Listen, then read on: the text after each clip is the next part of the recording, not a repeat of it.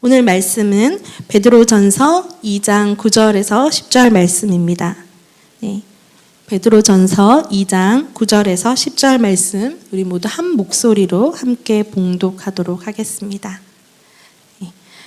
그러나 너희는 택하신 족속이요 왕 같은 제사장들이요 거룩한 나라요 그의 소유가 된 백성이니 이는 너희를 어두운 데서 불러내어 그의 기이한 빛에 들어가게 하시니에 아름다운 덕을 선포하게 하려 하심이라. 너희가 전에는 백성이 아니더니 이제는 하나님의 백성이요 전에는 긍휼을 얻지 못하더니 이제는 긍휼을 얻은 자니라. 아멘. 제가 먼저 기도하겠습니다. 하나님 감사합니다. 이 시간 하나님의 말씀을 들으려고 합니다. 하나님 우리의 귀를 열어주시고 우리 각 사람에게 필요한 말씀으로 우리 가운데 말씀하여 주시옵소서. 하나님이 이 시간 어떤 말씀을 하실지 기대하는 마음을 부어주시옵소서. 그래서 하나님 한 성령 안에서 주님 말하고 듣게 하여 주시고 주님의 뜻이 우리 가운데 이루어질 수 있도록 역사하여 주시옵소서. 감사드리며 우리를 구원하신 예수 그리스도의 이름으로 기도합니다. 아멘. 네. 우리가 이번 한 달 동안 영화 같은 우리 인생으로 영화와 함께 이 말씀을 나누고 있는데요. 저는 오늘 아름다운 세상을 위하여라는 영화로 여러분들과 함께 말씀을 나누고자 합니다. 이 영화는 2001년도에 개봉이 된 영화예요. 아주 오래된 영화죠. 그래서 영화를 보셨던 분들도 아마 있으실 수도 있는데 저는 이 영화를 몇 번이고 봤어요. 이 영화를 볼 때마다 하나님이 참 보게 하시는 부분들이 매번 다른 것 같아요. 그래서 제가 이 설교를 준비하면서 또 이 영화를 한 번 더 봤습니다. 사실 제가 이제 소년부를 섬기고 있는데 우리 소년부 친구들에게도 이 영화를 설교 속에서 이렇게 소개를 해준 적이 있었는데요. 그때와 또 다른 은혜가 또 있었던 것 같습니다. 그래서 이 영화의 시작은 한 기자가 사건 현장에 갔다가 일어나는 일로부터 시작이 됩니다. 제가 이제 오늘 이 영화의 스토리를 쭉 얘기를 해줄 텐데요. 얘기를 해주면 영화가 이런 내용이구나 해서 내용을 나는 영화를 보고 싶은데 전도사님이 저렇게 다 얘기해주면 나 영화 보면 좀 재미없을 것 같은데 이런 생각이 들 수도 있습니다. 그러나 또 영화를 보기 어려우신 분들을 위해서는 한편의 영화를 본 듯한 느낌으로 제가 좀 말씀을 드리려고 하니까 참고해 주시면 감사하겠습니다. 이 영화의 시작은 아까 얘기했던 것처럼 한 기자가 사건 현장에 가면서부터 시작이 되는데요. 비가 억수같이 내리는 그 밤에 이 기자가 운전하고 가다가 무선을 듣게 됩니다. 강도가 지금 경찰과 대치하고 있다라는 이 소식을 듣고 그쪽으로 곧장 운전해서 가게 되죠. 가니까 정말 그 강도가 그 집의 인지를 붙잡고 경찰들과 대치하고 있는 상황이었습니다. 그래서 이 기자가 도대체 무슨 일인지 알고 싶어서 경찰 옆으로 가까이 다가간데 그때 마침 그 강도가 자신의 차를 운전해서 갑자기 튀어나온 것입니다. 이 차가 기자의 주차된 차를 크게 치고 달아나게 되죠. 그래서 경찰들이 곧장 그 달아난 강도를 쫓아가게 되는데 이 기자의 차는 심하게 망가졌습니다. 문짝도 다 떨어지고 운전을 더 이상 할 수 있는 상황이 못 됐죠. 심지어 비가 억수같이 내리는 상황입니다. 그래서 너무너무 황당하고 당황스럽고 이거 어떻게 해야 하나 이런 상황이었는데 마침 어떤 사람이 나타나서 차 키를 던져줍니다. 그리고는 이 차 가지세요. 이렇게 얘기를 하는 거죠. 근데 심지어 그 차는요, 너무너무 좋은 차예요. 저는 본 적이 없지만 20년 전에 제규어라는 차였어요. 그래서 되게 비싼 차더라고요. 지금도 비싸더라고요, 제규어는. 그 열쇠를 탁 던져주면서 빌려주는 것도 아니고 그냥 준다는 거예요. 그래서 이 기자가 너무너무 의심이 드는 거죠. 혹시 이 차에 폭탄이 설치되어져 있는 거 아니냐, 혹시 이 차 훔친 차 아니냐, 지금 나 골탕 먹이려고 이렇게 하는 거 아니냐, 굉장히 의심의 눈초리로 그 차를 준 사람에게 계속 물어봅니다. 그런데 그 사람은 아무 말 하지 않아요. 그냥 내가 당신을 돕는 겁니다. 이렇게 이야기를 하는 거예요. 그래서 이 기자가 기자의식이 이제 발동을 해서 어떻게 이 사람이 나한테 이렇게 큰 차를 줄 수 있는가에 대해서 조사를 하기 시작합니다. 그러면서 이 영화가 시작이 돼요. 그 장면 다음으로 탁 바뀌는 장면이 4개월 전으로 돌아갑니다. 그리고 아주 학교 장면으로 바뀌어요. 그 학교는 이제 막 새 학기가 시작되어진 학교예요. 그리고 한 아이가 등장하는데 이 아이가 바로 주인공입니다. 이 아이의 이름은 트레버라는 이제 막 7학년이 된 미국 그 학년으로 7학년이 된, 우리나라로 치면 중학생이 된 건데요. 7학년이 된 이 아이가 등장합니다. 엄마와 단 둘이 살고 있죠. 그리고 이 엄마는 너무너무 힘들게 하루에도 몇 가지의 일을 하면서 돈을 벌고 가정을 챙기고 있는 그런 엄마입니다. 그런데 심지어 이 엄마는 알코올 중독자여서 알코올 중독자 회복 프로그램에 참여하고 있는 그런 엄마죠. 이렇게 엄마랑 단 둘이 살고 있는데 이 트레버가 새 학기에 이제 학교를 가게 됩니다. 그 첫날 교실에서 만난 선생님, 사회 선생님이에요. 근데 그 선생님이요, 너희는 이 세상을 어떻게 바라보고 있어? 너희한테 세상은 어떤 의미야? 라는 질문을 하기 시작합니다. 그리고 이 세상에 너희가 나가고 싶지 않아도 언젠가 너희는 이 세상에 나가야 된다 라는 이야기를 하면서 숙제를 하나 냅니다. 1년 동안 이 숙제를 해야 되는 거죠. 이 숙제는 뭐냐면 세상을 바꿀 수 있는 아이디어를 생각해내라. 그리고 그것을 실천하라. 이것이 1년 동안 너희들이 해야 할 과제다 라고 하죠. 아이들이요, 그 숙제 과정을 들은 아이들이 별로 이렇게 대수롭지 않게 여겼어요. 하기 싫어. 숙제에 대한 반응은 다 똑같잖아요.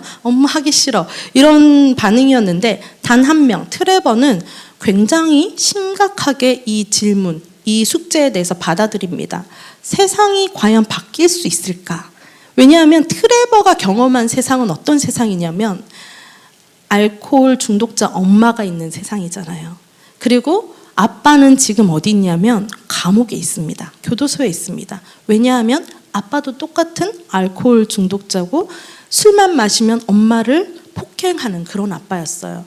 그래서 이 아빠가 언제 돌아올지 모르는 불안함 가운데 트레버가 살고 있는 거죠. 이 트레버에게 있어서 가정이라는 곳, 그리고 세상이라는 것은 그닥 평화로워 보이지 않고 살기 좋은 그런 세상이 아니었습니다. 그리고 엄마가 나를 보호하고 지켜야 하잖아요. 그런데 트레버는 엄마가 술을 마실까 봐 집안 곳곳에 엄마가 숨겨놓은 술을 찾아내서 다 버리며 엄마를 보호하려고 하는 그 보호 심리가 있습니다. 11살밖에 되지 않은 나이인데도 그렇죠. 그래서 이 트레버는 정말로 세상이 변할 수 있을까? 세상은 정말 변할 수 있는 것인가? 우리의 노력으로 그게 가능한 것인가? 생각하게 되죠. 선생님한테도 그렇게 질문을 합니다. 선생님은 그렇게 세상을 바꾼 경험이 있습니까? 질문하죠. 근데 선생님이 대답해 주지 않아요. 그래서 트레버가 그 과제를 들은 그날 집으로 돌아오는 길에 그 길에 보이는 사람들, 노숙하는 마약 중독자들, 그리고 그 비행 청소년들로부터 해코지 당하는 친구, 그런 모습들만 보고 들어옵니다. 그리고 집에 들어왔는데 여전히 밤늦게 들어온 엄마는 술을 마시지 않으면 잠을 자지 못하는 그런 모습들을 보게 되죠. 세상은 정말 변할 수 있을 것인가? 트레버에게는 너무나 의문입니다. 자, 여러분은 어떠십니까? 여러분이 바라보는 세상, 여러분이 지금 직면하고 있는 이 세상은 우리의 힘으로, 우리의 노력으로 변화될 수 있는 세상으로 보이십니까? 여러분이 보시기에 여러분이 바라보는 그 세상, 트레버에게는 정말 별로인 세상이었는데 우리가 바라보는 이 세상은 어떻습니까? 정직하게 제가 바라보는 세상을 얘기하자면 제가 바라보는 세상은 엉망진창입니다. 정치적으로, 경제적으로 안정적이지 못하고 뉴스를 보면 늘 범죄 이야기들이 떠들썩거리죠. 안정적이지 못하죠. 그리고 기독교는 어떻습니까? 늘 듣습니다. 교회를 떠나가는 청소년 이야기, 교회를 떠나가는 청년들의 이야기, 교회를 떠나가는 사람들의 이야기. 그 얘기를 들으면 마음이 참 참담합니다. 제가 바라보는 세상, 하나님은 우리를 통해서 이 세상을 변화시키기를 원하시는데 너희들은 네이션 체인저가 되어라 라고 말씀하시는데 우린 과연 하나님 네이션 체인저 될 수 있을까요? 항상 하나님 앞에 그런 의문이 드는 거죠. 변할 수 있습니까, 이 세상? 전 잘 모르겠습니다. 그런데 이 영화를 보면서 또 한 번 제 마음 안에 울림이 있었던 거죠. 트레보의 그 눈에 보였던 이 세상 변할 수 있을까라는 의문이 들었지만 트레보가 시도를 합니다. 변화를 위해서, 아름다운 세상을 위해서 트레보가 작은 생각들을 고안해내고 그것들을 실천해 나가기 시작합니다. 비록 영화지만 우리에게 시사하는 바가 참 크죠. 20년 전의 영화지만 오늘 우리가 살고 있는 이 세상과 크게 차이가 없습니다. 크게 다르지 않습니다. 그 사회 선생님이 질문했던 것을 우리의 질문으로 가져와서 다시 질문을 한다면 이 세상 속에 살고 있는 우리는 이 세상을 어떻게 바라보고 있습니까? 이 세상이 우리에게 어떤 의미입니까? 여러분이 살고 있는 그 세상은 여러분에게 어떤 의미입니까? 이 질문은 우리가 이 세상을 어떻게 대하고 있느냐와 똑같은 맥락이죠. 내가 이 세상을 어떻게 바라보고 있느냐는 내가 곧 세상을 바라보는 대로 이 세상을 대한다라는 것입니다. 분명 하나님은 이 세상을 창조하실 때 아담과 하와에게 이렇게 명령하셨어요. 우리 창세기 1장 27절 28절 말씀 함께 보도록 하겠습니다. 하나님이 자기 형상 곧 하나님의 형상대로 사람을 창조하시되 남자와 여자를 창조하시고 하나님이 그들에게 복을 주시며 하나님이 그들에게 이르시되 생육하고 번성하여 땅에 충만하라 땅을 정복하라 바다의 물고기와 하늘의 새와 땅에 움직이는 모든 생물을 다스리라 하시니라. 아멘. 분명 하나님이 아담과 하와에게 말씀하시기를 생육하고 번성하여 땅에 충만하라 땅을 정복하라 모든 생물을 다스리라 라고 말씀하셨는데 사실 이 말을 한마디로 요약을 하자면 이 세상을 잘 관리해라 라고 말씀하시는 것이죠. 근데 실제로 이 세상은 누구에 의해서 관리되어지고 있습니까? 누가 이 세상을 다스려 가고 있습니까? 각자 자기의 욕심대로 그리고 자기가 원하는 대로 관리해 가고 있죠. 어떤 큰 권력에 의해서 어떤 무리에 의해서 또 이 세상의 권세 잡은 자들에 의해서 이 세상이 그렇게 흘러가고 있습니다. 그래서 이 세상이 지금 혼란스러울 수밖에 없는 것이죠. 전쟁도 일어나고 있고 범죄도 가득합니다. 여러 가지 혼란 가운데 있는 이 세상에서 사람들은 위기를 직면하고 있죠. 그리고 우리가 살아가고 있는 세상은 결코 안전하지도 않습니다. 언제 그 위기가 우리에게 닥쳐올지 알 수 없죠. 우리 얼마 전에 그 비 피해로 인해서 그렇게 많은 수재민들이 발생했죠. 누가 예상이라도 했겠습니까? 우리가 알 수 없는 이 세상의 어떤 돌아가는 그 질서 안에서 우리는 위기의식도 느끼게 되고 고통도 경험하게 됩니다. 그래서 이런 세상에서 우리가 살아가고 있는데 이 세상에서 우린 또 요구를 받습니다. 야, 그리스도인으로서 너희가 지켜가야 하는 대로 지켜가는 것은 어리석은 일이야.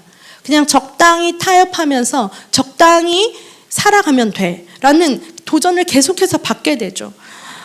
이 세상 가운데 살아가고 있는 우리는 세상으로부터 끊임없는 유혹을 받습니다. 그것을 직면하고 있죠. 그러면서 상처도 받고 무기력하게 되기도 합니다. 나는 아무것도 할 수 없어. 내 힘으로 할 수 있는 건 정말 없어.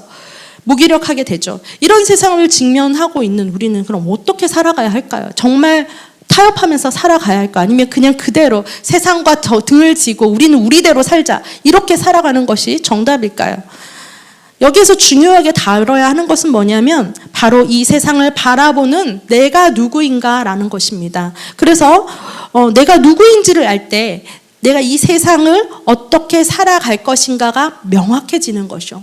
내가 누구인지 알아야지 나는 이 세상을 어떻게 살아갈 것인지가 그 방향성이 굉장히 명확해진다는 것입니다. 그런 면에서 오늘 말씀은 아주 우리에게 명확하게 우리가 누구인지를 말해주고 있죠. 베드로전서 2장 9절 말씀 함께 보도록 하겠습니다. 시작.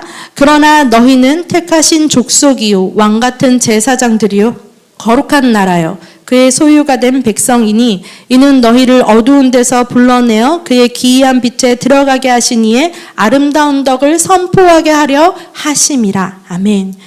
오늘 말씀은 우리가 택하신 족속이요 왕 같은 제사장이요 그리고 그의 거룩한 나라요 그의 소유된 백성이라 라고 말씀하고 있는데, 이 베드로 전서의 그 독자들, 주 독자층이 어떤 사람들이냐면 흩어져 있는 디아스포라입니다. 흩어져 있는 그리스도인, 흩어져 있는 유대 그리스도인, 흩어져 있는 이방 그리스도인들입니다. 왜냐하면 이때 베드로 전서가 쓰여질 이 당시는 너무도 혹독한 핍박이 있는, 로마의 그 핍박 속에서 흩어질 수밖에 없는 그런 심각한 상황 가운데 놓여 있었기 때문에 그 세상 가운데에서 더 숨어서 자신의 신앙을 지켜가야 하는 기독교인들이 직면되어져 있는 그런 상황들이 그들 앞에 있는 것이죠. 그런 사람들에게 베드로가 그 흩어진 그리스도인들을 향하여서 너희의 정체성을 명확히 하라. 하나님이 너희를 이렇게 부르셨다. 너희는 택하신 족속이요 왕 같은 제사장이요 거룩한 나라요 하나님의 소유된 백성이다. 이렇게 말씀을 하고 있는 것입니다. 이 정체성을 확고히 하고 이 핍박을 피해서 숨어 들어가려고 하지 말고 이 세상 가운데서 너희가 그리스도인으로 살아내라 라고 도전하고 있는 것이죠. 그리스도인으로서 어떻게 살아가야 할 것인지에 대해서 말을 해주고 있는 것입니다. 그래서 베드로전서 1장 1, 2절에 인사만 했다면 3절부터 2장 10절까지는 너희가 거룩한 백성이다라는 것을 이야기해 주면서 2장 11절부터 거룩한 백성으로서 너희들은 어떻게 살아가야 한다라는 것들을 이야기하기 시작합니다. 그런 이해를 가지고 우리가 2장 9절 말씀을 다시 본다면 택하신 족속, 무슨 뜻일까요? 택하신 족속은 하나님이 부여해 주신 그리스도인으로서의 정당성입니다.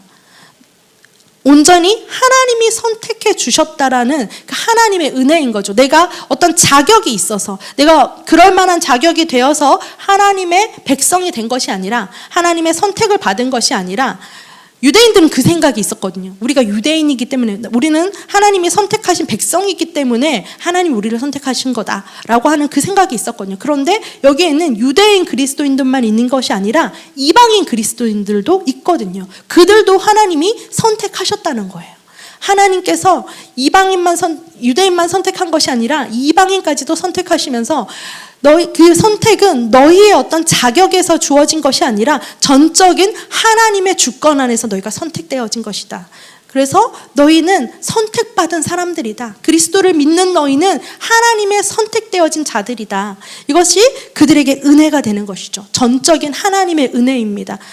지위의 높낮이를 떠나서, 부유함과 가난함을 떠나서 어떤 이유와 상관없이 전적인 하나님의 은혜로 우리는 선택받았다라는 것이 은혜인 것이죠. 우리가 이 자리에 있을 수 있는 것도 하나님의 전적인 선택 안에서 이 자리에 있다라는 것입니다. 이것이 우리에게 은혜가 되는 것이죠. 두 번째, 왕 같은 제사장은 어떤 사람입니까? 왕 같은 제사장은 왕적인 권위를 가진 제사장입니다. 왕적인 권위, 하나님이 우리에게 주신 그 왕적인 권위를 가진 제사장, 대표적인 분이 바로 예수 그리스도이시죠. 왕적인 권위를, 유다의 왕, 그렇죠? 왕적인 권위를 가지셨지만 그분은 또 제사장이었습니다. 제사장의 역할이 뭐냐면 하나님과 사람 사이에 중재를 하는 역할이죠. 사람들을 대신해서 그 결렬된 틈에 들어가서 하나님 앞에 기도하는 사람입니다. 하나님, 이 사람들 용서해 주십시오. 하나님, 이 사람들을 불쌍히 여겨 주십시오. 이 사람의 죄를 깨끗하게 해 주십시오. 그를 위해서 기도하는 사람이 바로 제사장이죠. 왕 같은 제사장으로 하나님이 우리를 부르셨다고 말씀하고 있습니다. 그래서 우리에게는 이런 권위가 있습니다. 왕으로서 명령할 수 있는 권위, 악한 영이 우리 가운데 틈타지 않도록 악한 영을 향해서 대적하고 명령할 수 있는 그 권위가 우리에게 있죠. 또 하나님 앞에 죄를 사해달라고 간구할 수 있는 그 직위가 우리에게 있는 것이죠. 그래서 우리가 기도할 때 힘이 있는 것입니다. 그리고 세 번째, 거룩한 나라라고 말하고 있습니다. 거룩한 나라, 거룩한 하나님의 그 통치를 받는 그곳이 바로 거룩한 나라죠. 근데 여기에서 너희는 거룩한 나라라고 말씀하셨던 것은 너희가 이 세상 가운데 살아가지만 거룩하게 구별되어진 자들이다. 이 세상 가운데 살아가지만 하나님의 통치를 받으면서 그곳이 하나님의 거룩하게 구별된 곳이 된다 있다라는 것이죠. 그래서 우리의 삶을 통해서 우리가 하나님의 나라가 어떻게 거룩하게 구별된 것인지를 보여주도록 하나님이 우리를 그렇게 부르셨다는 것입니다. 세 번째, 그의 소유된 백성이라고 말씀하고 있습니다. 하나님이 당신의 소유자로 우리를 삼으시고 또 그 분깃으로 심으셨기에 우리는 하나님과 영원히 분리될 수 없습니다. 왜냐하면 하나님의 소유이기 때문입니다. 하나님의 손안에 있기 때문에 우리는 영원히 하나님으로부터 분리될 수가 없는 것이죠. 하나님에 꼭 붙어 있는 사람들입니다. 그래서 하나님은 우리를 택하신 족속이요 왕 같은 제사장이요 거룩한 나라요 그리고 그의 소유된 백성이다라고 말씀하신 것은 완전하게 하나님께 속한 사람이다라는 것을 확증해주고 있는 것이죠. 하나님이 이렇게 특별한 존재로 우리를 삼으신 이유가 있다면 그것은 베드로전서 2장 9절 그 뒷구절입니다. 우리 다시 한번 베드로전서 2장 9절의 이 말씀을 읽어보도록 하겠습니다. 네, 시작. 이는 너희를 어두운 데서 불러내어 그의 기이한 빛에 들어가게 하신 이의 아름다운 덕을 선포하게 하려 하심이라. 아멘. 우리를 어두운 곳에서 불러내서 그의 기이한 빛에 들어가게 하셨다고 합니다. 어두운 곳에서 불러내셨다는 것이 무엇입니까? 하나님이 우리를 사망에서 생명으로 옮기셨다는 것이죠. 우리를 영원한 그 고통의 자리에서 하나님과 함께하는 그 평강의 자리로, 생명의 빛이 임하는 그 자리로 우리를 이끌어 주셨다라는 것이죠. 어두운 데서 불러내셨다는 것은 마치 이집트에서 하나님이 고통받고 있는 이스라엘 백성들을 끄집어내서 빼내셔서 하나님의 백성을 삼으셨던 그 이야기와 같습니다. 이스라엘 백성들에게는 아주 중요한 역사가 바로 여기에 있죠. 이집트에서 하나님이 우리를 구원해내셨다. 그리고 우리를 그의 백성 삼아 주셨다. 사실 이 사건에서부터 이스라엘 백성들의 신앙 공동체 의식이 형성이 됐거든요. 그 전까지는 우리는 이스라엘의 자손, 아브라함의 자손, 오늘 약속은 주셨지만 아브라함의 자손으로서 그냥 살아가고 있는, 이집트에서 노예처럼 살아가고 있는 그런 상황이었는데 하나님이 이스라엘 백성들을 이집트에서 빼내시고 그 광야에서 하나님과 언약을 맺으시면서 이제 분명한 하나님 나라의 백성으로서의 그 의식이 시작되었어요. 국가적인 공동체로서 형성이 된 것이죠.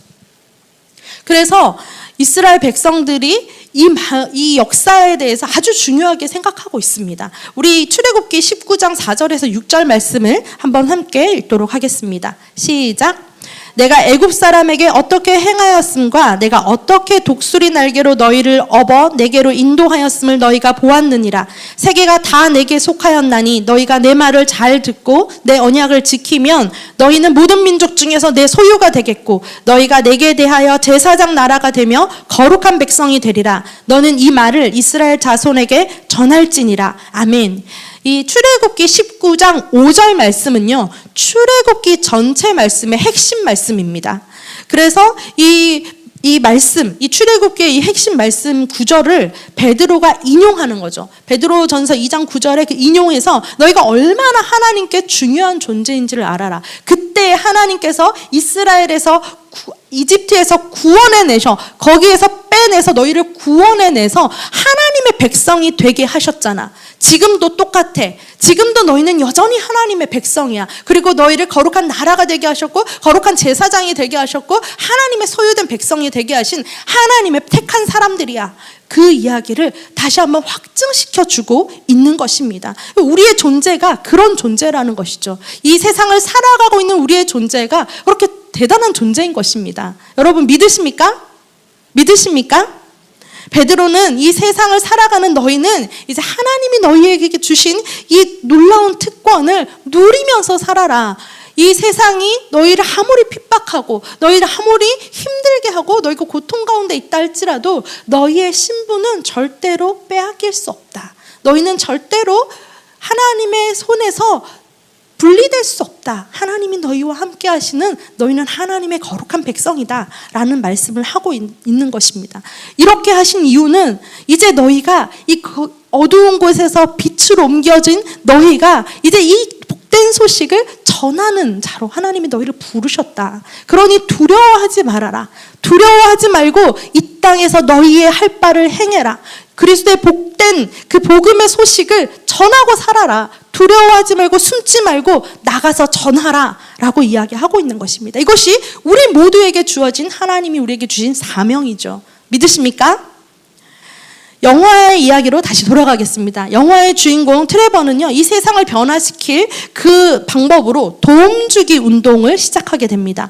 이것은 우리가 잘 아는 다단계와 비슷합니다. 네, 다단계가 비슷한데 내가 먼저 시작을 해요. 내가 세 사람에게 도움을 주는 겁니다. 근데 그 도움이 그냥 시덥잖은 그런 도움이 아니라 정말 이 사람에게 필요한 도움, 이 사람의 인생에서 정말 필요하겠다 싶은 그런 도움을 주는 것입니다. 저한테도 도전이 되는 거죠. 그래서 이 도움을 받은 사람이 또 다른 세 사람에게 도움을 주는 거죠. 내가 이 세 사람에게 도움을 줬다면 나는 또 다른 세 사람에게 또 도움을 주는 겁니다. 그렇게 해서 도움 주기 운동이 퍼져나갈 수 있게 하는 거죠. 그런데 실제로 이 트레버가 자기가 이제 이 아이디어를 고안해내고 세 사람을 정해서 도움을 주기로 합니다. 첫 번째는 지나가면서 봤던 그 마약 중독자 노숙자를 집으로 데리고 옵니다. 집으로 데리고 와서 그 사람에게 목욕도 시켜주고 돈도 주면서 집도 구할 수 있게 해주고 먹을 것도 줍니다. 그리고 직장을 구할 수 있도록 도와주죠. 두 번째는 자기 엄마입니다. 자기 엄마를 자기가 도와줄 수 없잖아요. 그래서 그 사회 선생님을 자기 엄마한테 데이트 상대자로 붙여줍니다. 아빠가 오기 전에 엄마에게 좋은 남자가 있어서 아빠가 더 이상 엄마를 고통스럽게 하지 못하도록, 들어오지 못하도록 쳐내고 싶은 거예요.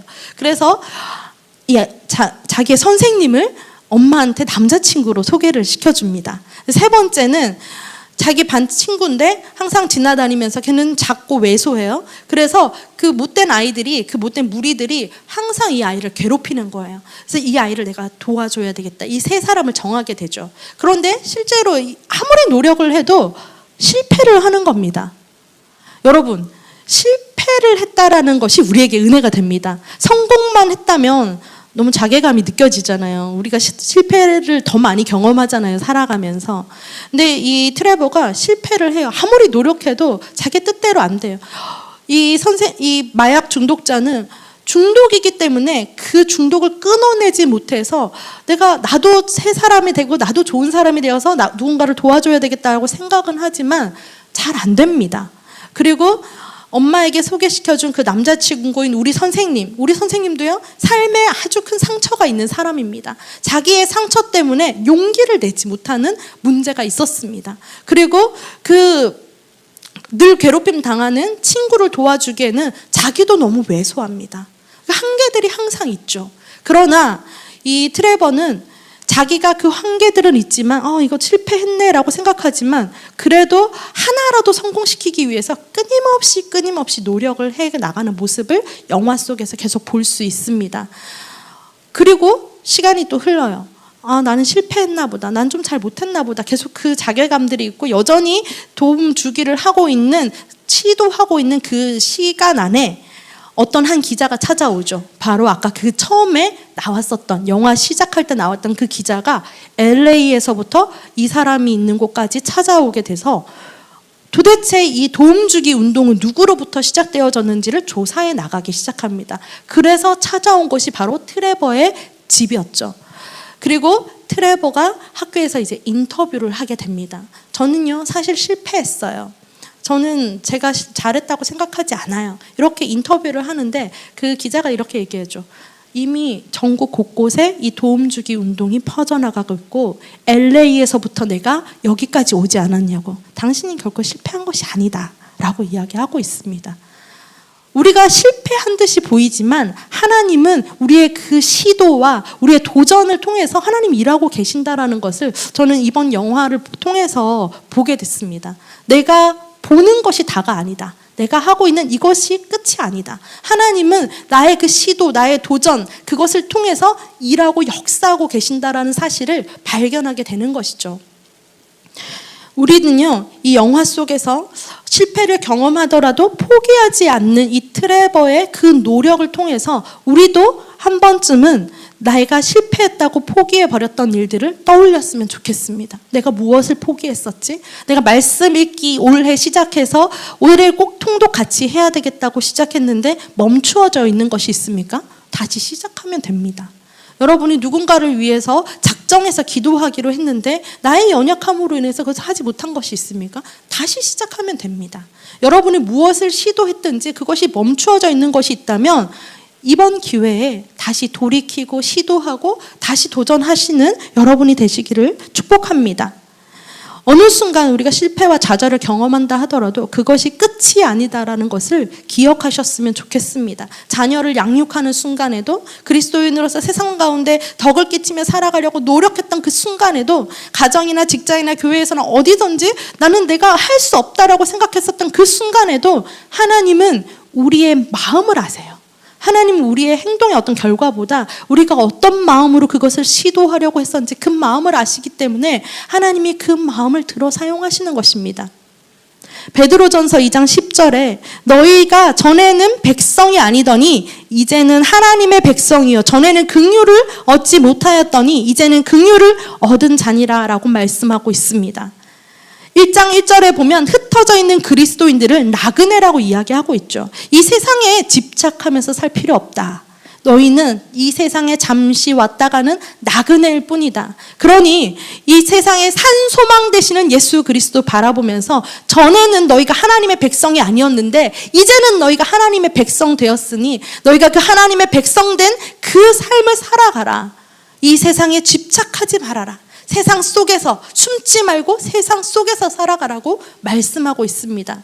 그래서 이것이 교회가 세상 가운데 있는 이유라는 것을 기억하셨으면 좋겠습니다. 목양교회가 왜 여기에 있어야 하겠습니까? 이유가 있는 것이죠. 이 목양교회가 이 지역 가운데 거룩한 영향력을 흘려보내길 원하시는 것이죠. 사랑하는 여러분, 하나님이 여러분에게도 이렇게 말씀하십니다.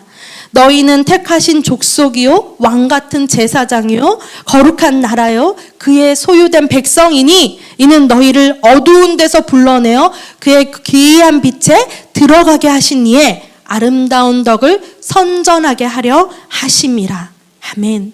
하나님이 통치하시는 그 아름다운 세상을 만들기 위해 여러분 이제 무엇을 하시겠습니까? 무엇을 도전해 보시겠습니까? 트레버는 도움 주기 운동으로 자기가 할 수 있는 일을 했죠.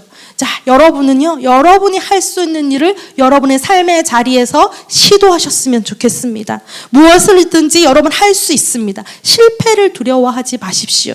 하나님이 여러분에게 주신 그 정체성을 기억하면서 당당하게 여러분의 입술을 열어서 하나님 앞에 외치시고 선포하시고 시도하십시오. 그렇게 할 때 하나님 나라에서 귀하게 쓰임받고 하나님의 자녀로 하나님의 그 일꾼으로 하나님께 영광 돌리는 그러한 하나님의 백성이 될 줄로 믿습니다. 우리